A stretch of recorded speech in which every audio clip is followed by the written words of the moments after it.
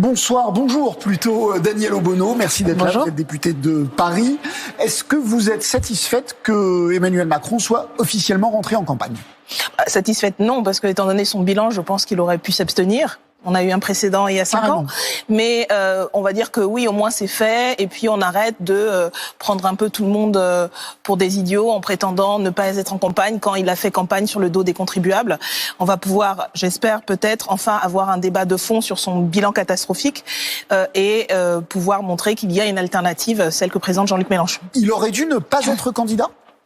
Écoutez, je pense que, étant donné le bilan qu'il a, ayant réussi à mobiliser les plus grands mouvements sociaux que le pays ait connus au cours de son mandat, avec l'état dans lequel se retrouve l'hôpital, l'école, avec l'incapacité à faire face aux inégalités, les ayant accrues, au contraire, aujourd'hui, on a 40% des plus précaires qui sont encore plus précaires, avec des milliardaires qui n'ont pas arrêté de s'enrichir. Bref, on a un bilan, oui, au service des plus riches, mais pas au service de l'intérêt général. Et je pense que c'est pour moi le point final en fait de 5 ans et qui ne devrait certainement pas se répéter encore 5 ans. Il n'y a rien à sauver dans ce quinquennat ? Écoutez, moi je suis dans l'opposition et j'ai passé 5 ans à l'Assemblée nationale à m'opposer à l'extrême majorité, 99% des projets de loi, des propositions de loi d'Emmanuel Macron. Donc non, je pense qu'il est temps d'en finir avec ce néolibéralisme austéritaire.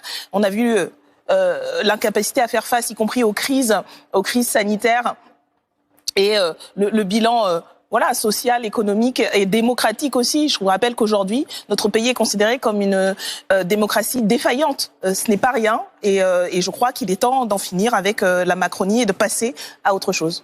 Vous avez lu la lettre de candidature, j'imagine. Qu'est-ce que vous en avez pensé ? Écoutez, pas grand-chose, à part il y avait beaucoup d'autosatisfaction. On retrouve... un peu d'autocritique aussi. Oui, enfin le nous quand même, tendait à essayer d'englober tout ça, noyer tout ça dans une espèce de responsabilité collective pour le coup. Et ça, je trouve ça particulièrement gonflé. Et surtout, qu'est-ce que vous voulez dire ? Que les erreurs, c'est lui qui les a faites, il n'aurait pas dû dire « Nous n'avons pas tout réussi, mais je n'ai pas tout réussi ». Oui, c'est quand même son bilan. Faut arrêter. Nous avons passé 5 ans à faire des propositions alternatives, y compris pendant la crise sanitaire, quand nous disions il faut construire ensemble. On fait face à quelque chose d'inédit, alors allons-y ensemble. Tout a été rejeté du revers de main. Et il a passé son temps à jouer au monarque présidentiel et à piétiner les instances démocratiques. Bref, oui, c'est son bilan. Et son bilan est mauvais, et extrêmement mauvais. Donc, une lettre comme ça, très en majesté, comme d'habitude, en essayant de noyer le poisson. Je crois que personne n'est dupe. Et il est temps, effectivement, qu'il assume son mauvais bilan et qu'on s'en débarrasse. Alors, même s'il a employé le « nous » dans la lettre, il a effectivement essentiellement parlé de son bilan et cette proposition. Il y a une phrase quand même que je vous cite qui est « L'enjeu est de bâtir la France de nos enfants ». Pas de ressasser la France de notre enfance. Avec cette phrase, on a le sentiment qu'il fait d'Éric Zemmour son adversaire principal et on n'a pas le sentiment qu'il parle de son opposition de gauche. Écoutez, il a tout fait pour avoir en face de lui le plus gros épouvantail possible. Je vous rappelle que Monsieur Darmanin expliquait que Marine Le Pen était trop molle et qu'il voulait avoir l'extrême droite. Et Monsieur Macron, il y a 2-3 ans, avait expliqué à sa majorité qu'il fallait l'extrême droite en face de lui parce que c'était le seul moyen de pouvoir être au second tour pour lui. Et donc, il a tout fait au cours des dernières années pour que ce soit le cas.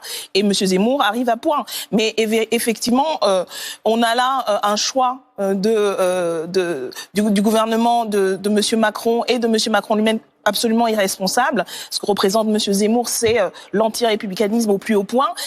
Et bien sûr qu'il y a une alternative. Et d'ailleurs, Jean-Luc Mélenchon, avec l'Union populaire, est aujourd'hui justement le pôle populaire qui est l'alternative à la fois à la droite ultralibérale de M. Macron et à l'extrême droite néo-fasciste de M. Zemmour.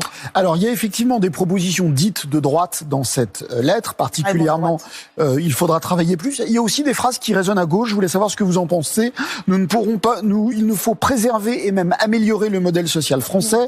Il faut lutter contre les inégalités, augmenter le salaire des enseignants. Est-ce que vous le croyez ? Tout ce qu'il n'a pas fait depuis 5 ans quand même. Cet homme est au pouvoir et les inégalités entre les plus précaires et les ultra-riches n'ont jamais été aussi importantes. L'école est dans un état lamentable.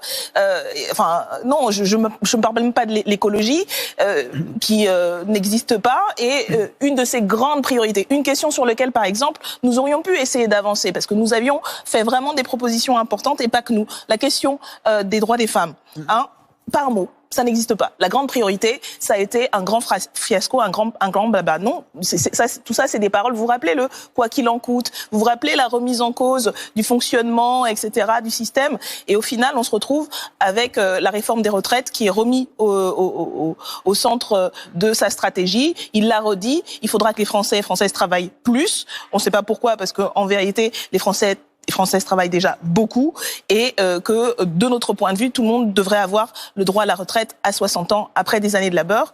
De toute évidence, ce n'est pas le projet de société de M. Macron.